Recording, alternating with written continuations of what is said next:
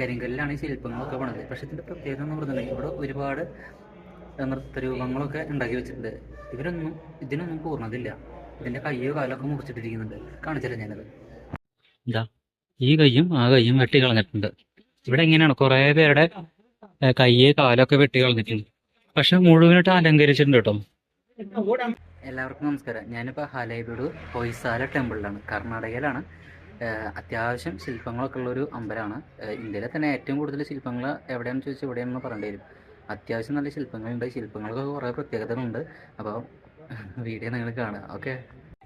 ഈ അമ്പലം കർണാടകയിലാണ് ഉള്ളതെന്ന് പറഞ്ഞല്ലോ. ബാംഗ്ലൂരിൽ നിന്ന് ഏകദേശം ഒരു 200 കിലോമീറ്റർ അപ്പുറത്താണ് ഈ ഒരു അമ്പലം ഉള്ളത്. ഹസൻ ജില്ലയിലാണ് ഉള്ളത്. അപ്പോൾ നമ്മൾ ഹസനിലേക്ക് വന്നു കഴിഞ്ഞിട്ടുണ്ടെങ്കിൽ ഹസനിൽ നിന്ന് ഓൾഡ് ബസ് സ്റ്റാൻഡിൽ നിന്ന് ഒരു 35 രൂപ ടിക്കറ്റ് എടുത്തിട്ടുണ്ടെങ്കിൽ ഹലേബീഡുക്ക് ടിക്കറ്റ് എടുക്കുക. അവിടെ ബസ് സ്റ്റാൻഡിൽ ഇറങ്ങുക. ബസ് സ്റ്റാൻഡിൽ ഇറങ്ങിയിട്ട് കുറച്ച് നടന്നു കഴിഞ്ഞാൽ തന്നെ നമുക്ക് ഈ അമ്പലത്തേക്ക് നമുക്ക് എത്താൻ സാധിക്കും. ഇവിടെ കുറേ ശില്പങ്ങളുടെ കൈ വെട്ടിയിട്ടും കാല് വെട്ടിയിട്ടൊക്കെ നമുക്ക് കാണാൻ സാധിക്കും. പണ്ട് കാലത്ത് രാജാക്കന്മാരുണ്ടായിരുന്ന സമയത്ത് അവർ നല്ല നർത്തകിമാർ അല്ലെങ്കിൽ കുറച്ചും കൂടി കഴിവുള്ള ആൾക്കാരുണ്ടെങ്കിൽ അവരുടെ കൈ വെട്ടുന്ന ഒരു പരിപാടിയൊക്കെ ഉണ്ടല്ലോ. എനിക്ക് അങ്ങനെയാണ് തോന്നിയിട്ടുള്ളത്. ഇതിൽ കുറേ സംഭവങ്ങൾ അങ്ങനെ കാണുന്നുണ്ട്. അപ്പോൾ നിങ്ങളുടെ അഭിപ്രായങ്ങൾ എന്തെങ്കിലും ഉണ്ടെങ്കിൽ പറയാം. ഇവിടെ കുറേ മലയാളികളൊക്കെ വരാറുണ്ട് കേട്ടോ. ഞാൻ ഇതിൻ്റെ ഇടയിൽ 2-3 മലയാളം സംസാരിക്കുക കേട്ട്. അമ്പലത്തിൻ്റെ ഉൾവശമാണ്. ഇത് മുഴുവനും കരിങ്കല്ലിനാൽ ഇങ്ങനെ കൊത്തുപണി ചെയ്തിട്ട് ഉണ്ടാക്കിയെടുത്തിട്ടുള്ളതാണ്. ഒന്നും മരത്തിൻ്റെ അല്ല, മുഴുവൻ കരിങ്കല്ലാണ്. 61ഓളം തൂണുകളുണ്ട് ഇവിടെ.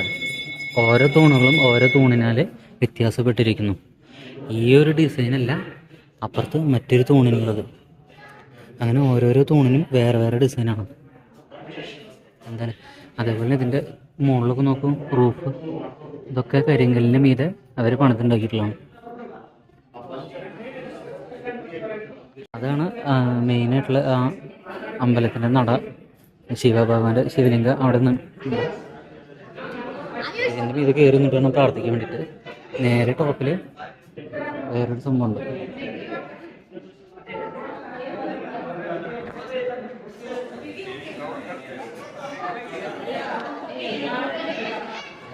അമ്പലത്തിൻ്റെ ഉള്ള വിഗ്രഹമുണ്ട്. പക്ഷേ ഇതിൻ്റെ ഉള്ള വിഗ്രഹമില്ല, കാലിയാണ്. ഇവിടുന്ന് അങ്ങോട്ട് പോകാം. ഇതൊരു സംഭവമുണ്ട് ഇവിടെ. ഇതിൻ്റെ ഉള്ളിലും വിഗ്രഹം ഇല്ല.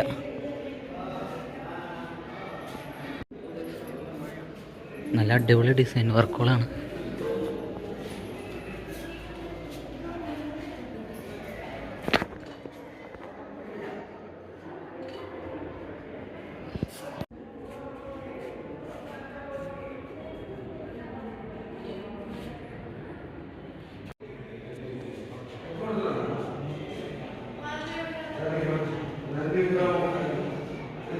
രണ്ട് ശിവലിംഗങ്ങളുണ്ട് കേട്ടോ, അവിടെ ഇവിടെയും. ഇവിടെ നിന്ന് പുറത്തേക്ക് കിടക്കുന്ന ഒരു വഴിയാണ് ഇത്. കാലി ഗാർഡൻ. ഇവിടെ നിന്ന് ഇങ്ങോട്ട് വന്ന് തിരിഞ്ഞു പോകാം. അപ്പോൾ നന്ദികേശൻ്റെ ഒരു വലിയ പ്രതിമ അവിടെ ഉണ്ട്.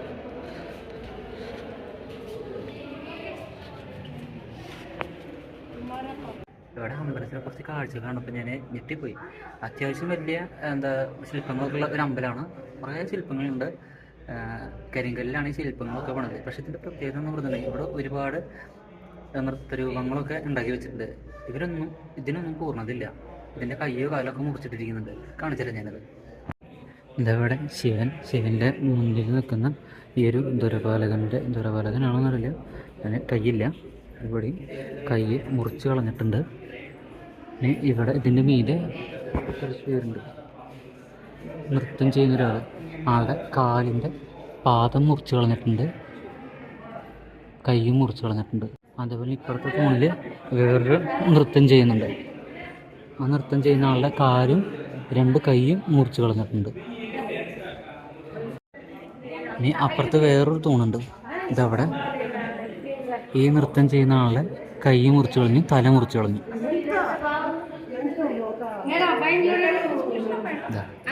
ഇവിടെ 2 കൈകളും മുറിച്ച് കളഞ്ഞിരിക്കുന്നു. ഇവിടെ ഒരു ശില്പം ഉണ്ടാവേണ്ടതാണ്, ഇപ്പോൾ കാണുന്നില്ല. ഒരു ശില്പത്തിന് എന്താ പറയുക, ഒരു പൂർണ്ണതയില്ല, അല്ലെങ്കിൽ എല്ലാം വെട്ടിക്കളഞ്ഞതുപോലെ. ഇവിടെ നിന്ന് നേരെ ഇറങ്ങിക്കഴിഞ്ഞാൽ നന്ദികേശൻ്റെ അടുത്തേക്കാണ്, അങ്ങോട്ടൊന്ന് പോയി വരാം.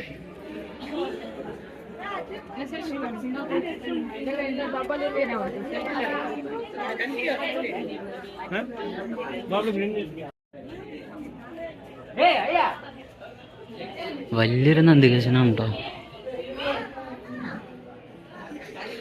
നല്ല അലങ്കാരങ്ങളൊക്കെ ഉണ്ട്.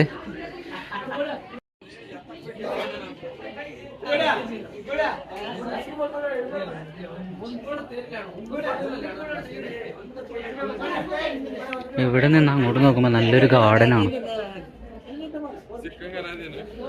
അവിടെ വേറൊരു നന്ദികേശനുണ്ട്, അങ്ങോട്ട് പോവാം.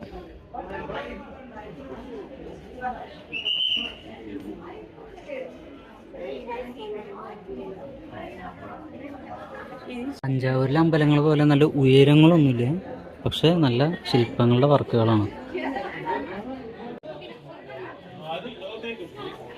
ഇതിൻ്റെ മൂക്കിന് മൂക്കയറൊന്നുമില്ലേ, നെക്ലേസ് കാര്യങ്ങളൊക്കെ ഉണ്ടെന്നൊക്കെ പറയുന്നുണ്ട് ഗൈഡ്. ലേസർ അടിക്കുന്നത് കണ്ടോ. പക്ഷെ നന്ദികേശ് ഒരു വശം അങ്ങോട്ട് ചെരിഞ്ഞിട്ടാണ് ഇരിക്കുന്നത്. ഇവിടുത്തെ ഓരോ ശില്പത്തിനും ഓരോ കഥകളുണ്ട്. ഇതിൽ ഈ നന്ദികേശൻ്റെ പ്രതിമ വേറൊരു തരം കല്ലും ഈ ഒരു ചെയ്യാനായിട്ടുള്ള സാധനം വേറൊരു തരം കല്ലാണെന്ന് തോന്നുന്നു. ഇനി ഇവിടെ നിന്ന് മറ്റൊരു അമ്പലമുണ്ട്, അങ്ങോട്ട് പോകും. രണ്ട് അമ്പലങ്ങൾ ഒരുമിച്ച് യോജിപ്പിച്ചാണ്, ഇതിൻ്റെ ഇടയിൽ ഒരു ഗ്യാപ്പാണിത്. ഇതിൻ്റെ മീതെ ശില്പങ്ങൾ നോക്കൂ. ഇതൊക്കെ യുദ്ധം ചെയ്യുന്നതാണല്ലോ, കുതിരയുടെ മീതെ. താഴത്ത് സിംഹം, അതിൻ്റെ ഇടയിൽ ആന. ഉള്ള എല്ലാ ശില്പങ്ങൾക്കും എന്തൊക്കെയോ പ്രത്യേകതകളുണ്ട്. ഇതിൻ്റെയൊക്കെ തല പോയിരിക്കുന്നു. ഇതൊക്കെ ശരിക്കും പറയുകയാണെങ്കിൽ ഇതിൻ്റെ ഒപ്പം തന്നെ ഉണ്ടാക്കിയിട്ടുള്ളതാണ്, പക്ഷെ ഇതൊക്കെ തലക്ക് വെട്ടി പോയിരിക്കുന്നു. യുദ്ധത്തിൽ പങ്കെടുക്കുന്ന കുതിരകളായ കാരണമാണെന്ന് തോന്നുന്നു.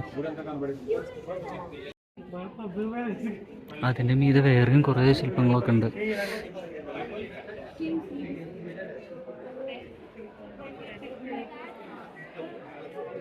ഇതാ ഇവിടുത്തെ ശില്പങ്ങളൊക്കെ ചീത്തയായി പോയിട്ടുണ്ട്.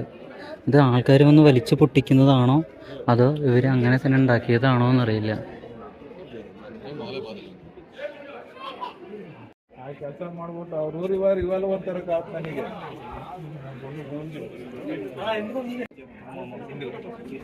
ഇവിടെ വലിയൊരു നന്ദികേശുണ്ട്, അങ്ങോട്ട് പോയിട്ട് ഫോട്ടോ എടുക്കാം.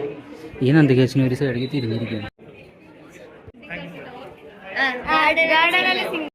നല്ല അലങ്കാരങ്ങളൊക്കെ ഉണ്ട്, പക്ഷെ മൂക്കിന് മൂക്കയറില്ല, പക്ഷെ കണ്ണിന്ന് കണ്ണീര് വരുന്ന പോലെ തോന്നുന്നുണ്ട്.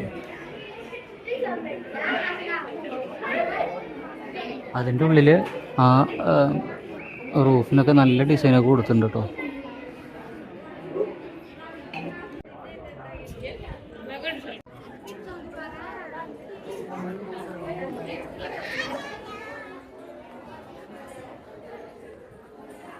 ഇതിൻ്റെ മീതെ ഓരോ ആൾക്കാരുടെ പേരൊക്കെ എഴുതി വെച്ചിട്ടുണ്ട്, കണ്ടില്ലേ? അവിടെ ചിത്രമൊക്കെ വരച്ച് വെച്ചിരിക്കുന്നു. അതുകൊണ്ടായിരിക്കും ഇങ്ങനെ സാധനങ്ങളൊക്കെ ഇവിടെ ഉണ്ടാക്കി വെച്ചത്. പിന്നെ ഒരു കാര്യം പറയട്ടെ, ഇങ്ങോട്ട് കയറാനുള്ള പ്രവേശനം ഫ്രീ ആണ് കേട്ടോ. ഇവിടെ വേറെ ടിക്കറ്റുകളൊന്നുമില്ല.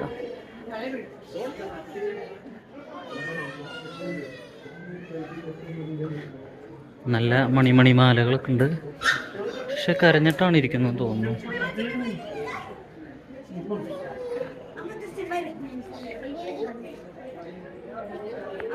വേറെ എന്തോ ഉണ്ട്, എല്ലാവരും അങ്ങോട്ട് പോകുന്നുണ്ട്, പോയി നോക്കാം. ഇതൊരു അമ്പലത്തിൻ്റെ ശ്രീകോവിൽ പോലെ ഉണ്ട് കേട്ടോ, പക്ഷെ ഇവിടെ പൂജ നടത്തിൻ്റെ ലക്ഷണങ്ങളൊന്നുമില്ല. കുറേ ആൾക്കാർ ഇതിൻ്റെ ഉള്ളിലേക്ക് കയറിയായിരുന്നു.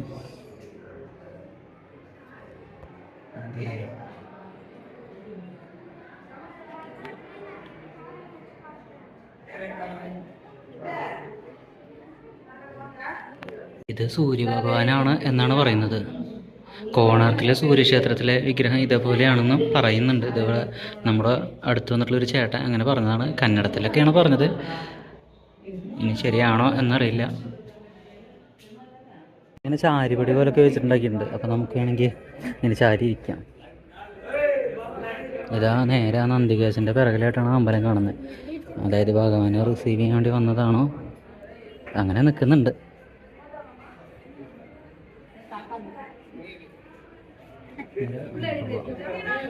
ഈ കാണുന്നത് നമ്മൾ നേരത്തെ കണ്ട അമ്പലം തന്നെയാണ്. അപ്പോൾ നമ്മളിനി അങ്ങോട്ട് പോകണോ? നമ്മൾ ഓൾറെഡി കണ്ടതാണ്. ഇനി നേരെ പോകുന്നത് അതിൻ്റെ മുന്നിലോട്ടാണ്. നേരത്തെ വന്ന് ഈ വഴി കൂടെ വന്നിട്ടില്ല. അപ്പോൾ നമുക്കൊന്ന് കയറിയിട്ട് പോകാം. ഇവിടെ 2 പേര് കാവൽ നിൽക്കുന്നുണ്ട്. ഈ 2 പേരുടെയും കൈയില്ല കേട്ടോ. ഇവിടുത്തെ 2 കൈ വെട്ടി കളഞ്ഞിട്ടുണ്ട്. അതേപോലെ തന്നെ അപ്പുറത്തും ഇതാ ഈ കൈയും ആ കൈയും വെട്ടി കളഞ്ഞിട്ടുണ്ട്. ഇവിടെ എങ്ങനെയാണ് കുറേ പേരുടെ കയ്യെ കാലൊക്കെ വെട്ടി കളഞ്ഞിട്ടുണ്ട്. പക്ഷെ മുഴുവനായിട്ട് അലങ്കരിച്ചിട്ടുണ്ട് കേട്ടോ. നന്ദികേശൻ്റെ അവിടെ നിന്ന് ഒരു ഇറങ്ങിയിട്ട് വേണം ഇങ്ങോട്ട് കയറി വരാൻ. മുഴുവൻ കരിങ്കല്ലാണ് കേട്ടോ. ഇനി ഇവിടുന്ന് അങ്ങോട്ട് നേരെ പോകുന്നത് നമ്മൾ ആദ്യം കണ്ടിട്ടുള്ള ശിവഭഗവാന്റെ അടുത്തേക്ക് തന്നെയാണ്. ഇവിടെ ഇതേപോലെ തന്നെ അവിടെ കാവലിൽ നിൽക്കുന്നവർക്ക് കൈകളൊന്നുമില്ല. ഇതിവിടെ ആ ഒരു ഡാൻസ് കളിക്കുന്ന ആ മണ്ഡപമാണ്. പക്ഷെ ഇവിടെ കൈയില്ല.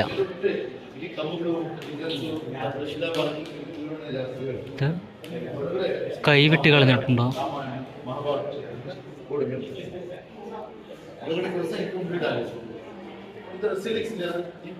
ഇവിടെയും കൈ വെട്ടി കളഞ്ഞിട്ടുണ്ട്.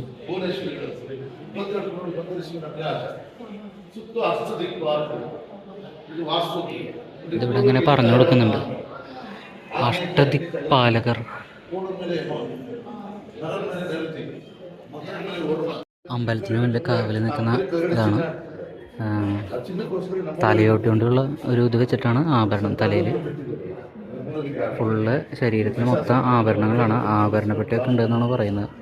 പക്ഷേ കൈയില്ല, 4 കൈകളില്ല. ഇനി അടുത്ത ആളിനെ നോക്കാം. അതിങ്ങനെ വെഞ്ചാമരം വീശിയിരിക്കുന്ന ആളാണ്. ആളുടെ ഒരു കൈ വെട്ടി കളഞ്ഞിട്ടുണ്ട്. ഇനി ഇവിടെ നിന്ന് താഴത്തേക്ക് തന്നെ ഇറങ്ങി വരാം. എന്നിട്ട് അങ്ങനെ കറങ്ങിയിട്ട് വരാം.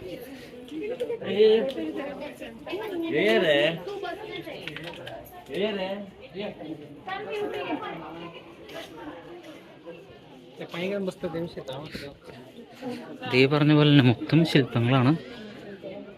എത്രയോ ശില്പങ്ങൾ.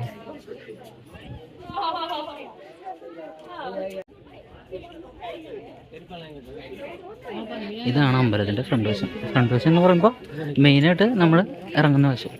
ഇപ്പുറത്തെ വശത്തേക്ക് പോകും, പിൻവശം. ഇപ്പം നമ്മൾ നേരത്തെ കണ്ട അതേപോലെ തന്നെ ആവാനാണ് സാധ്യത. ഇവിടെ കുറേ ആൾക്കാർ വന്നിട്ട് പിന്നെ ഫോട്ടോ എടുക്കുന്നുണ്ട്.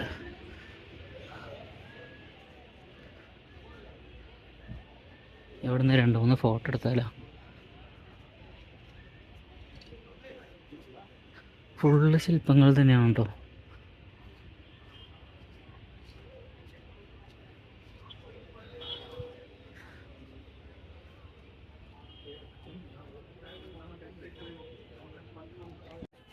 ഇത് മഹാദേവനും പാർവതിയും. അതിൻ്റെ തൊട്ടപ്പുറത്ത് തന്നെ മഹാവിഷ്ണു ഉണ്ട്. അതിൻ്റെ തൊട്ടപ്പുറത്ത് നിൽക്കുന്നത് ആരാ?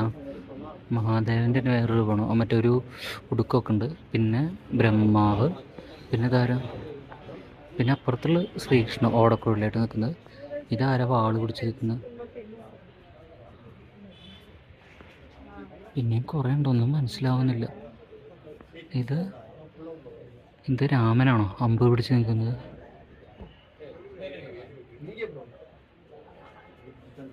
സരസ്വതി ദേവി. ഫുൾ ദേവസംഘമാണ് കേട്ടോ ഇവിടെ. ദേവൻ്റെ വേറൊരു രൂപം കൊത്തി വെച്ചിരിക്കുന്നു. നോക്കൂ, കയ്യിൽ തൃശ്ശൂലുണ്ട്, ഉടുക്കുണ്ട്. പിന്നെ നന്ദികേശൻ തൊട്ടപ്പുറത്തിരിക്കുന്നുണ്ട്. ആനുണ്ട്. നല്ല രസമായിട്ട് പണിത് വെച്ചിട്ടുണ്ടല്ലേ. ഈ അമ്പലത്തിൻ്റെ ഈ സൈഡിൽ കൂടെ അങ്ങനെ അപ്പുറത്തേക്ക് പോവാം. ഇത് ഏറ്റവും പിന്നെയുള്ള വഴിയാണ് കേട്ടോ. അപ്പുറത്തെ സൈഡിൽ നല്ലൊരു ഗാർഡനൊക്കെ ഉണ്ട്. ഇത് നമ്മൾ കണ്ടില്ലേ, 2 ശിവലിംഗങ്ങളുള്ള അമ്പലം. ഇത് ഒരു ശിവലിംഗമുള്ള ഇതിൻ്റെ ഫ്രണ്ടിലാണ്. അത് അടുത്ത ശിവലിംഗമുള്ളത് ആ ഭാഗത്താണ്. മഹാദേവൻ്റെ ഓവും മുറിച്ച് കിടക്കാൻ പാടില്ല എന്നല്ലേ പറയാം. അതുകൊണ്ടായിരിക്കും ഇങ്ങനൊരു സെറ്റപ്പ് ഇട്ടത്. ദൈവമേ.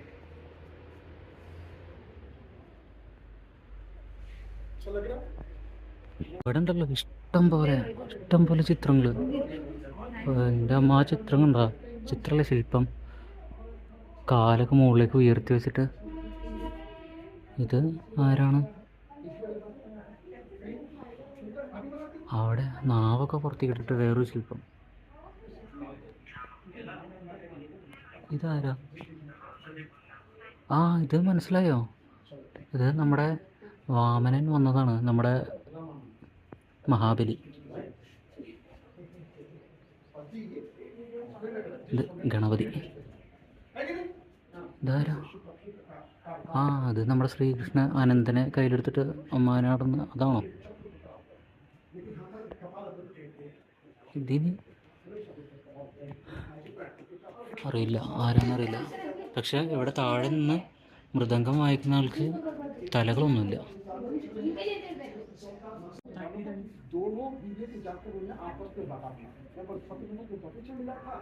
പിന്നെ ഇവിടെ എല്ലായിടത്തും ഗൈഡുകളൊക്കെ ഉണ്ട് കേട്ടോ. അപ്പോൾ അത്യാവശ്യം ആൾക്കാർ ഗൈഡിനെ വിളിച്ച് വരുന്നുണ്ട്. അപ്പോൾ അവർ ഇംഗ്ലീഷിലും ഹിന്ദിയിലും പിന്നെ അതുപോലെ കന്നഡത്തിലൊക്കെ ഇങ്ങനെ പറഞ്ഞു കൊടുക്കുന്നുണ്ട്. അപ്പോൾ നമ്മുടെ സൈഡിൽ കൂടെ പോവുകയാണെങ്കിൽ നമുക്കും കേൾക്കാം. ഇങ്ങോട്ട് വന്നത് പ്രധാനമായിട്ടും വേറൊരു ചിത്രം എടുക്കാൻ വേണ്ടിയിട്ടാണ്. ഇത് ആനപ്പുറത്ത് പോകുന്നൊരു ചിത്രം കണ്ടോ? പിന്നെ ഇതാ അവിടെ വേറൊരു ചിത്രങ്ങളല്ല, ശില്പങ്ങൾ. ഇവിടെ എങ്ങനെ കാണിക്കാൻ തുടങ്ങി കുറേ കാണിക്കണം, കുറേ ഉണ്ട്. എല്ലാം നല്ല മനോഹരമായിട്ട് പണിത് വെച്ചിട്ടുണ്ട്.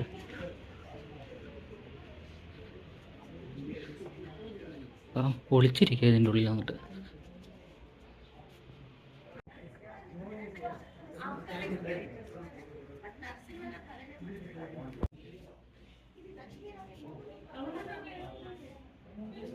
എന്തുകൊണ്ട് ഇവർ പൂർണ്ണമായിട്ടൊന്നും ഒരു സ്ഥലത്തും വെച്ചിട്ടില്ല, എവിടെയെങ്കിലുമൊക്കെ പകുതിയൊക്കെ പണിയാതെ വെച്ചിട്ടുണ്ട്.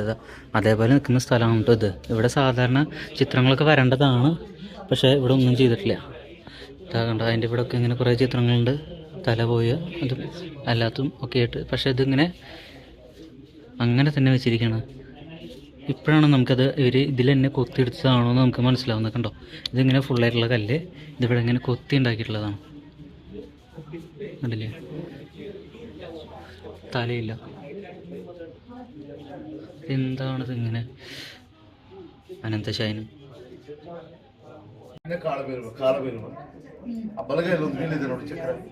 ഇവിടെ വേറൊരു സംഭവം കാണിച്ചു തരാം. ഇവിടെ നിന്ന് രാമൻ അമ്പ് ചെയ്യുന്നു, ഇതെങ്ങനെ കടന്നു പോകുന്നു. ഇവിടെ 2 വാനരന്മാർക്കിട്ട് അത് കൊള്ളുന്നു. 2 പേര് അങ്ങോട്ടാണ് നോക്കിയിരിക്കുന്നത് ആ അമ്പ് കൊണ്ടിട്ട്. ഇതാണ് അമ്പ്. എന്താ പറയുക, ആ ഉണ്ടാക്കിയ ആളുടെ കഴിവ്. ഇതങ്ങോട്ട് ഒട്ടിച്ചതാണെന്ന് തോന്നുന്നു. എന്നാലും ഇത്രയും ഇതെന്താ മതിലാണെന്ന് തോന്നുന്നു. മതിലിൻ്റെ അപ്പുറത്ത് നിന്നിട്ട് അമ്പ് ചെയ്തതാണ്. 2 പേര് അമ്പ് കൊണ്ടിട്ട് അങ്ങോട്ട് നോക്കിയിരിക്കുന്നത്. ഇവിടെ നരസിംഹസ്വാമിയുടെ വിഗ്രഹങ്ങളൊക്കെ കുറേ കാണുന്നുണ്ട് കേട്ടോ. അതല്ല, പിന്നെ റിപ്പീറ്റേഷൻ തന്നെയാണ്. നമ്മളെ കാണിച്ച് തന്നെ വീണ്ടും റിപ്പീറ്റ് ചെയ്ത് വരുന്നത് തന്നെയാണ്. കുറേ ഉണ്ട്, നല്ല രസമാണ് ഇതൊക്കെ ഇങ്ങനെ കണ്ടുകൊണ്ട് നടക്കാൻ.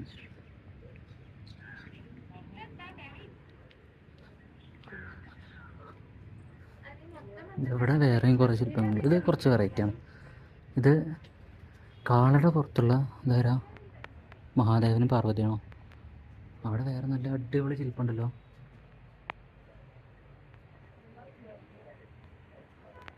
കുറേ ശില്പങ്ങളുണ്ട്, ഒന്നിൻ്റെ പേരറിയില്ല. ഇവിടെ നിന്ന് അങ്ങോട്ട് നടക്കാം. ഇവിടെ നിന്ന് ഇറങ്ങിയിട്ട് കുറച്ച് ഫോട്ടോസ് എടുത്താലോ?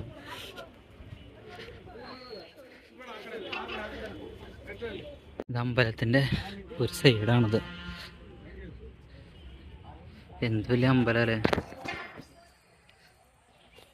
ആ അമ്പലത്തിൻ്റെ ഒരു സൈസ് നിങ്ങൾക്ക് അറിയാൻ പറ്റുന്നുണ്ടോ? വൃത്തിയായിട്ട് കിട്ടണമെന്നുണ്ടെങ്കിൽ പനോരമ സ്റ്റൈലിലൊരു ഫോട്ടോ എടുക്കണം, എന്നാലത് മനസ്സിലാവുള്ളൂ. ഞാനിതിൻ്റെ താഴത്തേക്ക് കൂടെ ഇങ്ങനെ വന്നുകൊണ്ടിരിക്കുകയാണ്. ഇവിടെ നിന്നത് കാണാൻ നല്ല രസമാണ് കേട്ടോ.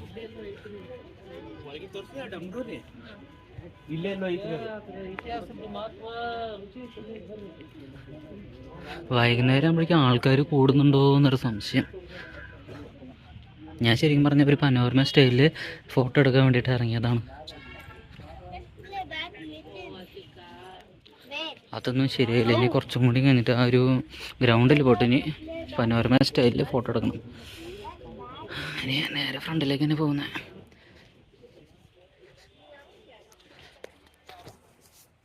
ഇത് മനഃപൂർവ്വം പണിയാതെ പോയതാണെന്നാണ് എനിക്ക് തോന്നുന്നത്. കണ്ടോ, അതും ഫിനിഷിങ് ഇല്ലാത്തൊരു വിഗ്രഹം. രാമായണ കഥ ആണോ? അപ്പം ഇനി ഇവിടുന്ന് പോവാം.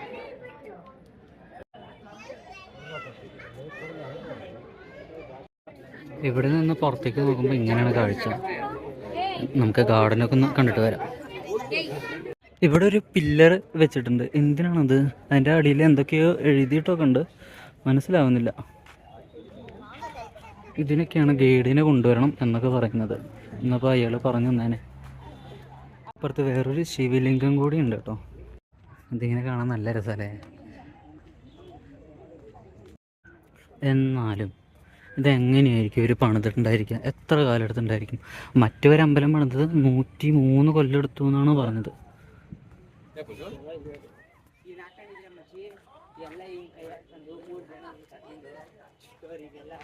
ഇവിടെ എന്തൊക്കെ എഴുതി വെച്ചിട്ടുണ്ട് കേട്ടോ. ഹൊയ്സാലെ വാര ടെമ്പിൾ ആലയപ്പെടു. ഇതാണ് അതിൻ്റെ വേറൊരു ചിത്രം. ഇവിടെ ഒരു ആർക്കിയോളജി മ്യൂസിയം ഉണ്ട് ആലയപ്പെടു. അപ്പോൾ അതിലേക്ക് പോവുകയാണ്. ഇവിടെ നിന്ന് നോക്കുമ്പോൾ നമ്മുടെ അമ്പലം കാണാം. നല്ല രസമുണ്ട് കേട്ടോ. ഇവിടെ നിന്ന് നോക്കുമ്പോൾ ഇങ്ങനെ കാണാം. രാവിലെ വരണം. രാവിലെ വരുമ്പോൾ നല്ല രസമായിരിക്കും. അപ്പോൾ ഒരു മഞ്ഞൊക്കെ മൂടി കിടക്കുന്ന സമയത്ത്. Archaeological museum Halebidu. ഒന്ന് കയറി നോക്കാം. അവിടെ അതിൻ്റെ അപ്പുറത്ത് നല്ല പാർക്കാണ്. വേണമെങ്കിൽ വന്നിട്ട് ഇവിടെ ഇരിക്കാം, കിടക്കാം. ടിക്കറ്റ് ഉണ്ട് കേട്ടോ ഇതിന് 5 രൂപ. അപ്പോൾ 5 രൂപ ടിക്കറ്റ് കൊടുത്തിട്ടുണ്ടെങ്കിലാണ് അതിൻ്റെ ഉള്ളിലേക്ക് കയറാൻ പറ്റുള്ളൂ. അല്ല, നമുക്കിപ്പോൾ കയറണമെന്നില്ല. കാരണം നമ്മൾ ഇത് തന്നെയാണല്ലോ നമ്മളിപ്പോൾ അവിടെ ഇത്രയും കണ്ടത്. ഇത് വേറൊന്നുമല്ല, അവിടുന്ന് എടുത്തിട്ടുള്ള ഓരോ പീസുകൾ ഇങ്ങനെ ഓരോന്നായിട്ട് കാണിക്കുന്നതാണ്. അപ്പോൾ അതിൻ്റെ അടിയിൽ ഓരോന്നിട്ടൊക്കെ കൊടുത്തിട്ടുണ്ടായിരിക്കും. ഓക്കെ, ഓരോന്നിൻ്റെയും പേരുകൾ കൊടുത്തിട്ടുണ്ടായിരിക്കും. വരുണ, യക്ഷ, ശിവ, അങ്ങനെ ഓരോ ശില്പത്തിന് എന്താണ് പേരെന്നുള്ളത് അത് കൊടുത്തിട്ടുണ്ടായിരിക്കും. ഇതൊക്കെ പഴയ കുത്തുപണിക്കാർ ഇത് അമ്പലത്തിന് വേണ്ടി ഉണ്ടാക്കിയിട്ട് അതിലേക്ക് കയറ്റാൻ പറ്റാതെ വെച്ചിരിക്കുന്ന സംഭവങ്ങളായിരിക്കും, അല്ലെങ്കിൽ നാശമായതൊക്കെ ആയിരിക്കും.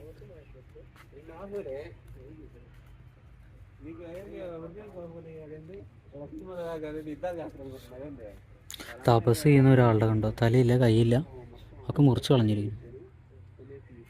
ഇത് വേറൊരാളുടെ ശില്പം, നഗ്ന ശില്പം. പക്ഷെ കൈയില്ല, രണ്ടും മുറിച്ച് കളഞ്ഞിരിക്കുന്നു. ഇതെന്താണ്? എല്ലാ ശില്പങ്ങളുടെയും കൈയൊക്കെ മുറിച്ച് കളഞ്ഞു. ഒരു പൂർണ്ണത വരുത്താതിരിക്കാൻ വേണ്ടിയിട്ടാണോ മനഃപൂർവ്വം ചെയ്യുന്ന പരിപാടിയാണത്? ശരിക്കും ഇത് ബുദ്ധൻ്റെ ആണോ? എന്നാലും ശരിക്കും അവരെന്തോ ഉദ്ദേശിച്ചിട്ടുണ്ടോ? കൈ മുറിച്ച് കളയുന്നതോട് കൂടിയിട്ട്. വിശാലമായൊരു മൈതാനമാണ് കേട്ടോ. ഉണ്ട്. അത്യാവശ്യം ആളുകൾക്ക് ഇവിടെ വന്ന് സ്റ്റേ ചെയ്യാം. അല്ല, മീൻസ് ഇവിടെ ഇങ്ങനെ ടൈം സ്പെൻഡ് ചെയ്യാൻ വേണ്ടിയിട്ട് വരാം. ഇവിടെ ഒരു നന്ദികേശുണ്ട്.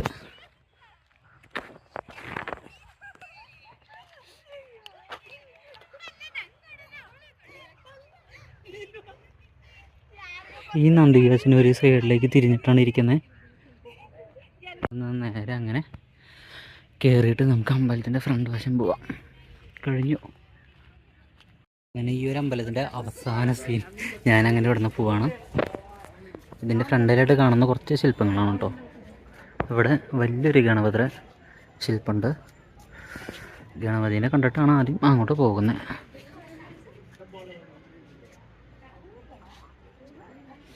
ഓക്കെ, ചുമ്മാ ഒരു വ്ളോഗായിട്ട് എടുത്താണ്. നേരം പോണ്ടേ, ഞായറാഴ്ച അല്ലേ.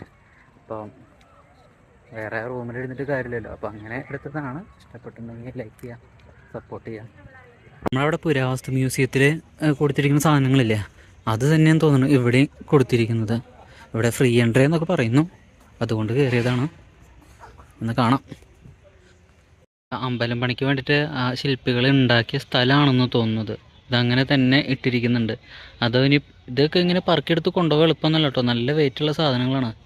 അപ്പോൾ ഇവിടെ വെച്ചിട്ടുണ്ടായിരിക്കും ഇവർ ഇതൊക്കെ പണിതിട്ടുണ്ടാവുക. പറഞ്ഞിട്ടുണ്ടെങ്കിൽ ഇത് അവിടുന്ന് പണിയുമ്പോൾ പൊട്ടിയിട്ടുള്ള ഡാമേജ് ആയിട്ടുള്ള പീസുകളുണ്ടല്ലോ, അതൊക്കെ ഇവിടെ കൊണ്ടുവന്ന് കളക്ട് ചെയ്ത് വെച്ചിരിക്കുന്ന ആയിരിക്കും. സെക്യൂരിറ്റികൾ പറയുന്നുണ്ട് എന്താ അവിടേക്ക് പോകാൻ പാടില്ല എന്നൊക്കെ പറയുന്നുണ്ട്. പക്ഷെ കുറേ ആൾക്കാർ ഇങ്ങോട്ട് കയറുന്നുണ്ടല്ലോ.